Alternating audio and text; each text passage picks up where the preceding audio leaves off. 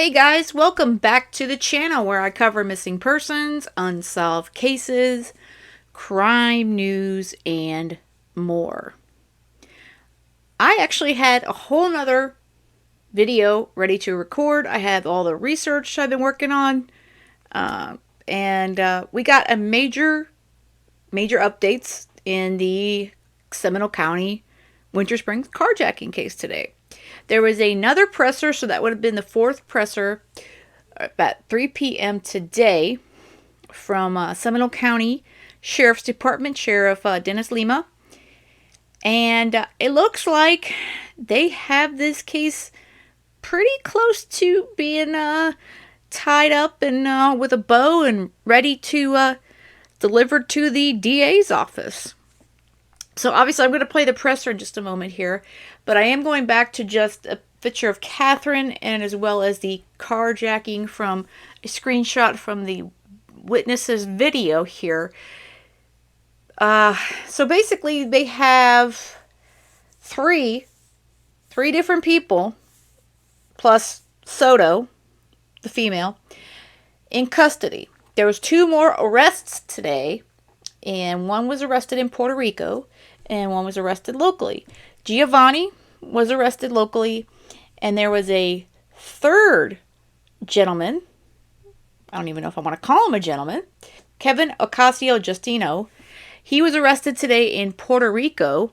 He's currently facing charges of possession of an automatic weapon as well as drug trafficking, and he's waiting extradition back to Central Florida. So it looks like Jordanish, and he probably was a driver, this new suspect here.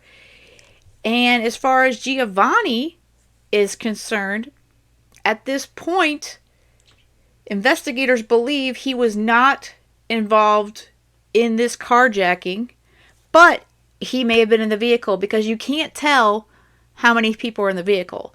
So he was the one who allegedly got the last phone call from Catherine. So the sheriff's going to explain it, and he even gets confused with the names. So again, this is crazy, but I started to kind of piece it all together in my head, and I'm trying to bring it out to you guys because there's a lot of pieces to it. And I know somebody commented saying, oh, it's not Jordanish who was the one who carjacked. No, this right here on the screen, they believe this individual in the black with the gun, that is Jordanish. It is highly believed that is Jordanish. Okay? And Giovanni, he is believed to have not been involved in this carjacking, at least at this time. But nobody's been charged yet. But they believe they've got their gunman and the driver of the Acura. So let me pull up the press conference with the sheriff, and I will pause it and we'll go through it as well. And then if you guys have any questions, let me know, because I'm going to be getting probably another media packet from the sheriff's office. And then I also got to get some more information from Orange County on my FOIA as far as the shooting is concerned, because that is being handled by Orange County and not Seminole County. And then also I need to obtain any information as far as the Osceola County side of this. So yeah, there's a lot going on. Good afternoon. So we're going to brief on two separate issues, two separate news conferences, one not related to the other. First, we'll start with an update briefing on the kidnapping, carjacking, murder of Catherine Aguas Vivas. I will introduce formally two additional people that are involved in this investigation. And then I'll talk a little bit more about Jordan, who has been identified in the past by me at these news conferences as a strong person of interest. We're changing that and ultimately going to be charging him, but I'll get into those details in just one moment. The first person we'll introduce you to in this case is Kevin Giustiano. He goes by the street name Kivo. Kivo came to our attention In the early stages of this investigation, after we saw a red Toyota Corolla at the same apartment complex where our green Acura was dropped off. This is the apartment complex where that green Acura was towed away. We saw a red Toyota Corolla, and we used video surveillance at that location to get unique identifiers, the license plate of this car, and then ultimately came back to a relative of Kivo's. Kivo has been on our radar ever since that moment. This photograph is a photograph of him being arrested yesterday by the U.S. Marshals in Puerto Rico on unrelated charges to this case. But the charges, the federal charges that he's being arrested for, is possession of an automatic weapon and drug trafficking. Again, not related to this. He is in custody in Puerto Rico, and he will be extradited back to Central Florida to face charges in the Middle District of Florida federally for this, in addition to this investigation continuing on. Again, red Toyota Corolla that was seen at the location was registered to a relative of his. The red Toyota Corolla was seen picking up the occupants of the green Acura after what appeared to be the occupants cleaning that Acura up, wiping it down, doing other things. One of the images here, you can see clearly the Toyota Corolla. We believe that it was Kivo driving that Toyota Corolla, picking up the occupants of the green Acura at that time. In addition to that, I said we were still waiting for records to come in, and we're still waiting for a majority of the records that we have subpoenaed to come in.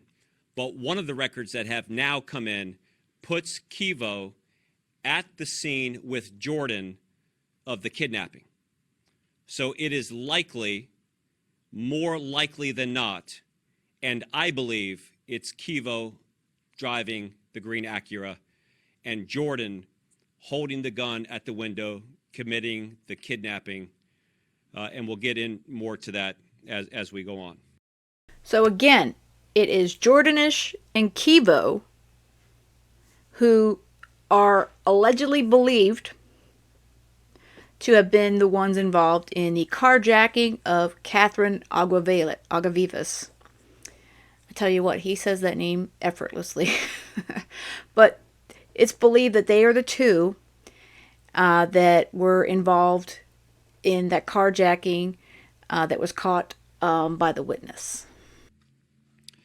Next person is Giovanni Hernandez. And Giovanni, as you know, was wanted out of Seminole County after we conducted a search warrant of his home.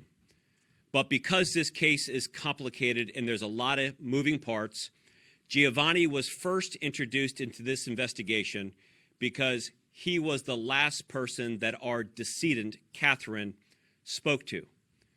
We were able to identify that in two ways.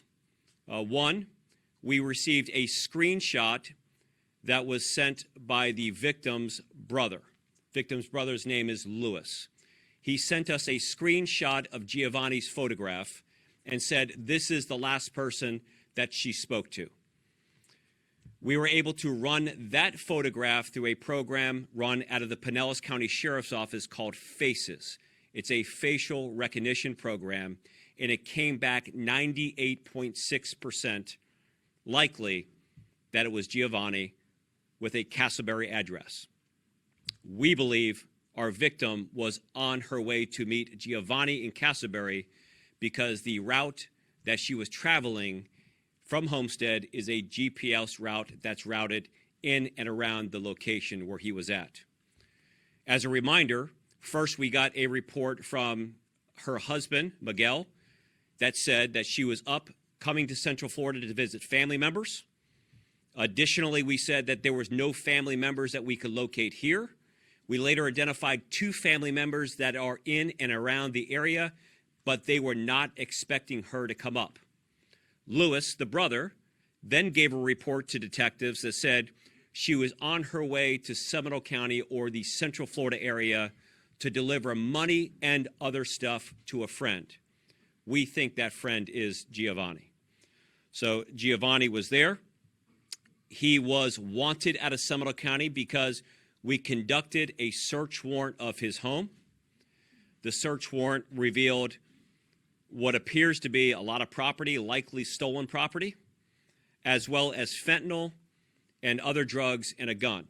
So he is now being held in Seminole County on trafficking fentanyl and possession of marijuana with the intent to distribute. That's his local charges here. So he's going to go on to explain, but it's believed that Catherine was on her way to meet Giovanni and his girlfriend. Remember, Ramiro Soto, she's hanging out in the Osceola County Jail. And for those that are also following the Maddie Soto case, Stephen Stearns is over there too. So she's got some good company. Of course, I'm sure they're not anywhere near each other. So she's also the one that took the trip. That's why she's in Osceola County. She took the trip to pick up a lamp that had cocaine in it. And then the Homeland Security took her ass down, and she's behind bars. So Giovanni, they lived together, and they had fentanyl at their house, weapons, and who else? Who knows what? So I guess Catherine was bringing money, and my guess is potentially drugs to Giovanni. Talk about Jordan again, Jordanish. So the last time we talked about Jordan, we said that he was, again, in custody on charges being held out of Puerto Rico. We later released the photograph. I identified him as a person of interest. We found that he had a connection to the purchase of the green Acura. We found a Facebook profile that had a number dating back to an Orange County arrest in 2019 with his phone number. We know that he purchased the Acura. He was then seen in his profile picture wearing what appears to be the same exact clothes as the person committing the crime of kidnapping. Okay, I have to say this now while they're still on the screen. These guys have to go to the same barber. Either that or Giovanni's girlfriend puts a bowl on their head and does their cuts or something. And they also got the same basic beard. The biggest difference is Jordanish has got that 90s bleach blonde look. So, yeah, I think they might need a new haircut. And they could probably get it while they're in jail. I'm sure they look a lot better anyway. And now we've been able to put through evidence, through records, that his cell phone was at that location. So he now is going to be charged. Kivo is going to be charged federally with carjacking resulting in death. I've recently had a conversation with the U.S. Attorney for the Middle District, Roger Hamburg. They will be assuming a lot of these cases and the follow-up investigation with our assistance, because I think we now can look at the evidence and conclude that our victim, Catherine, was killed in Osceola County. That's where the shell casings were at. That's where the car was set on fire. We know that she was the victim of the carjacking here in Seminole County, and then they traveled through Orange County on the journey down there. But that part of the investigation is again ongoing. Again, Jordan Akivo charged with the federal charge of carjacking resulting in death, and these are some of the updates that we have now in the investigation. Sheriff, real quick, not to interrupt, but I think you misidentified. You called Jordan and Kivo. They're not the same person, right? Yep. Well, yep. You're right. So Jordan is Jordanish, and if I said that, I'm getting myself confused on some of these things. So let me go Kivo. Yep. Let me go Kivo. See, even the sheriff who knows this case, and he's getting mixed up. Not only are there a lot of players in this case, but every player has 3 or 4 different names, and they have street names. So there's a lot going on. So is again, Kivo is Kevin Justiano. Kivo was the one that was arrested yesterday in Puerto Rico on the federal charges of possession of an automatic weapon and drug trafficking not related to this particular crime. He was wanted. Those are new charges. Those are federal charges. He will be extradited back here to the Middle District of Florida to face those charges federally.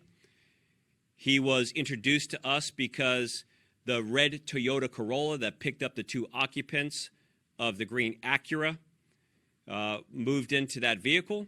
That vehicle was registered to a relative of his, and then his phone records put him at the scene of the carjacking, along with Jordan. Did I clear? Jordan's charges, to be clear, are? Jordan will be also charged federally with carjacking and then ultimately resulting in a murder or homicide or death. So again, I'll let the U.S. Attorney's Office will be looking at this again tomorrow to determine the most appropriate charges. And there's a lot of evidence that really hasn't even come back on this yet. And again, still relatively early stages of this, but a lot of good police work, taking an incredibly complicated and confusing situation with a lot of moving parts and putting it into play. Sheriff, you said that Kivo picked up the occupants of the green Acura, so is there still somebody connected to this case that we don't know about? Not that we're aware of. So we think that the driver, likely driver of the green Acura was Kivo, right? There could have been more people in that car. You clearly cannot see how many people are in that car. We know that the occupant that got out of the car holding the gun and committing the act of carjacking was Jordan. And again, as this investigation continues to evolve and we get records back, there may be others in that car. We just simply don't know. But we now have records that put the 2 at that location at the time, and they will face the federal charges for that. Again, carjacking resulting in death is the charges that they will face federally for that particular situation. And have you come across a motive yet? And is Giovanni a part of that? I think that's the part that... Well, listen, this whole thing, I suspect from the beginning, everyone who's watched this has known it's about drugs and money, right? I mean, you look at the history, the background, and again, we'll find out more specific details as this investigation goes. But clearly, there's a drug and money nexus here, right? That's probably enough motive for people that are engaged in this type of behavior to kind of stay in business. So for our purposes, can we refer to Giovanni, Jordanish, and Kivo all as suspects at this point?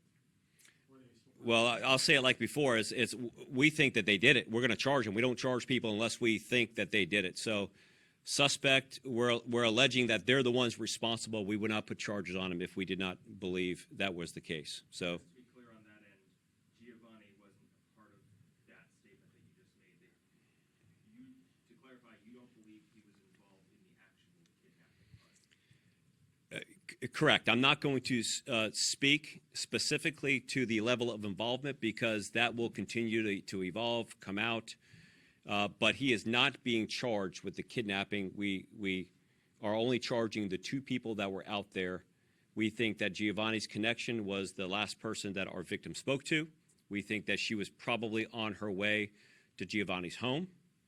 But the act of the carjacking, the 2 that were there is what we're saying, Kivo and Jordan, not Giovanni. And as far as her traveling to Giovanni, Catherine with Giovanni, with what in the car and for what purpose?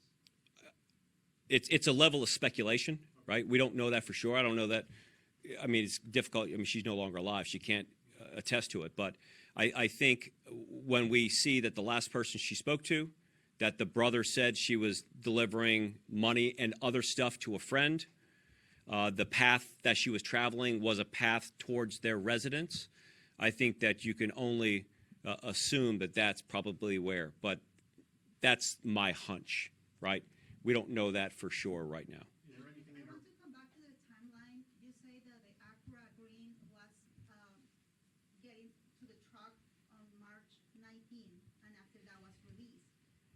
How this car was released? It wasn't even registered. Someone paid to get it out? How that worked for that Acura? You talking about the first time it was towed from an Orange County? Yes. I don't know. I don't know the circumstances. That part of the investigation is in the Orange County Sheriff's Office lane, and although there is a nexus and connection here, they're the most informed authority to speak on that. I don't know the circumstances of when the vehicle was released. Sometimes when vehicles are towed for whatever reason through a tow contract of an apartment complex, they're looking for somebody to come and get it out. And when somebody presents themselves with money and pays it out, they typically release it. And what these folks typically were doing is sending somebody that may or may not be directly connected to offer whatever cost and fee it is to get the car out. But I don't know the answer to that question. More about the time it took for the victim to get to Osceola County, obviously, and that's where you found that car, the burned car. What happened in that time frame? Any more about that timeline? So the timeline between the kidnapping and arriving in Orange County is a pretty tight timeline. It's about an hour and 45 minutes or so. And with rush hour traffic, it's not that unrealistic to have that commute take potentially maybe even an hour or so. But we think that the route was direct.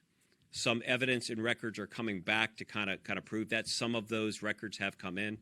We know that the route that we said, traveling, making the U-turn, getting up to Tuscaloosa Road, traveling south on Tuscaloosa Road, getting on 417 by cutting over traffic, getting on 417 southbound has been confirmed by records.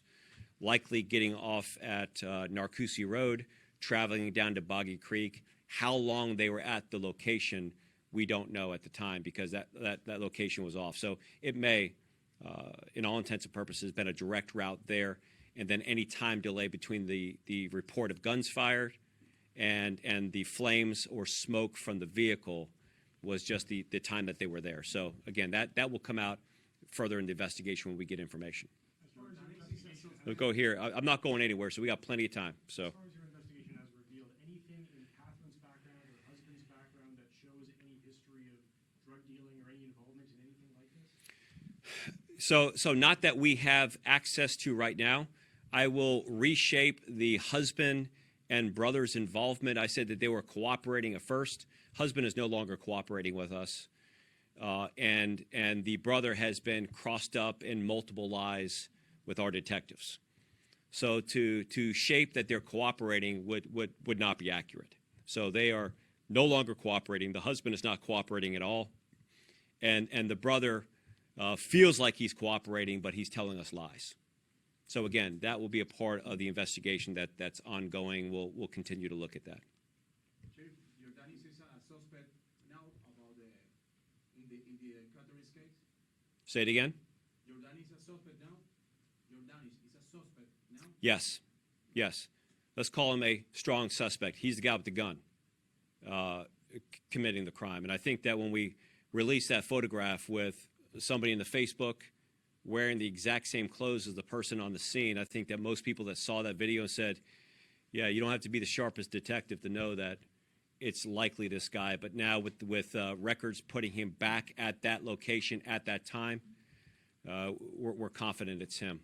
So again, at the scene of the carjacking, right, it's Kivo and Jordan.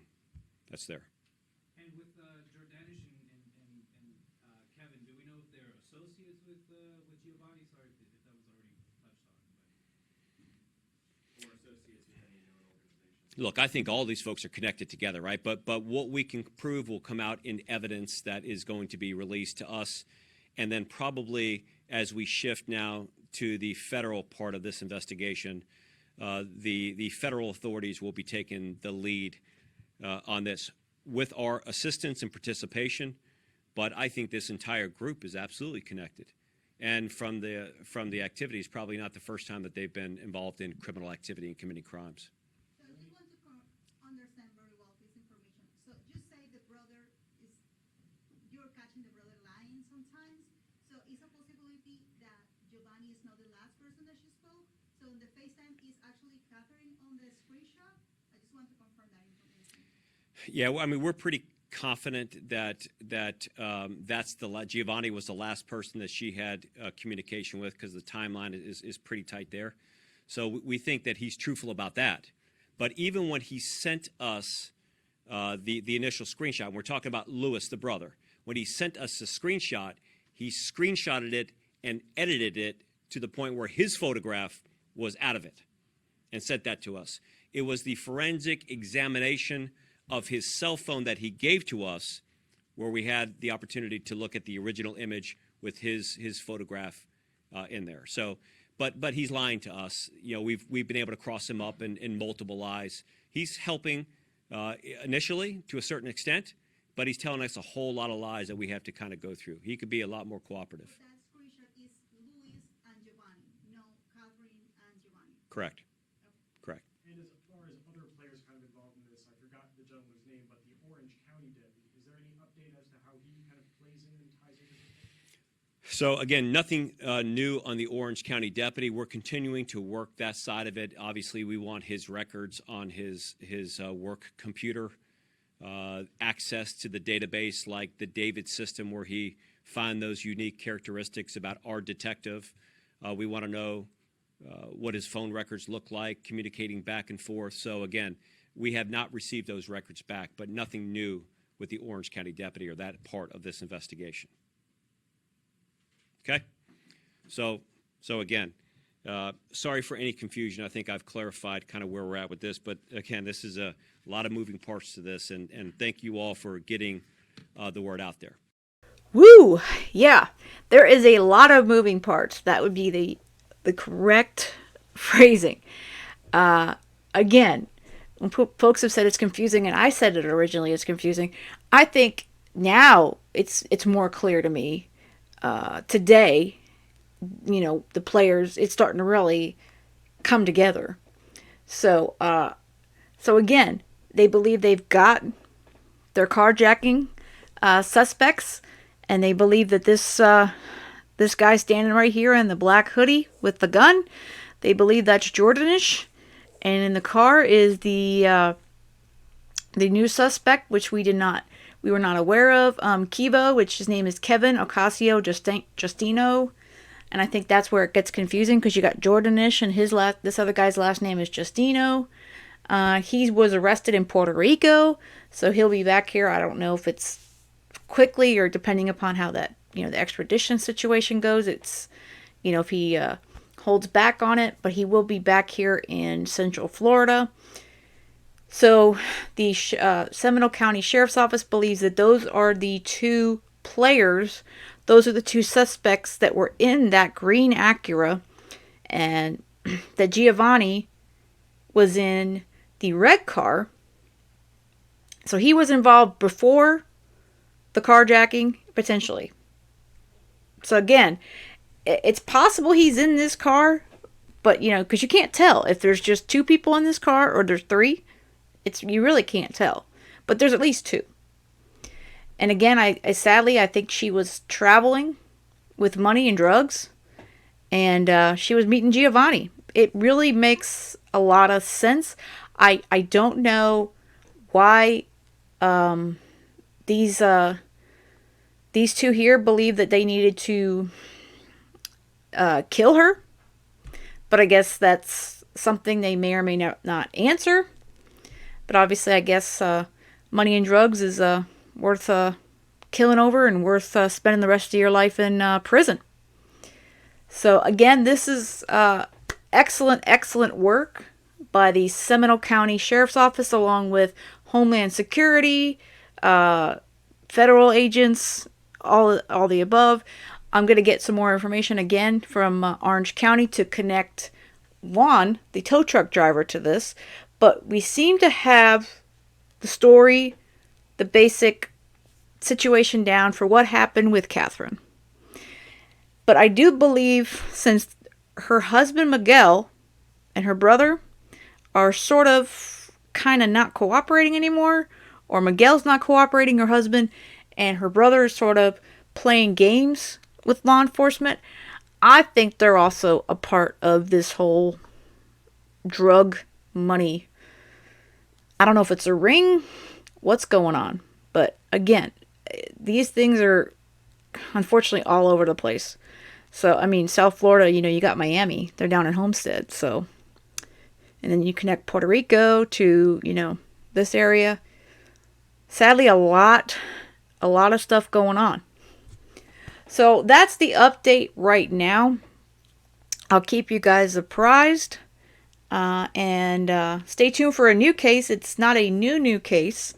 It's a case from last year that I'm going to start covering here. But in the meanwhile, we seem to have some answers for this one. And hopefully justice will prevail soon. And we'll also connect the shooting in Taft the night before to these folks. I mean, who knows? Giovanni could have been there. We'd have no idea.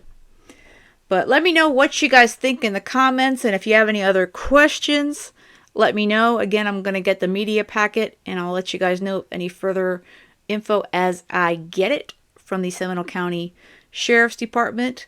And with that said, I hope you have a great rest of the day. And most of all, stay safe.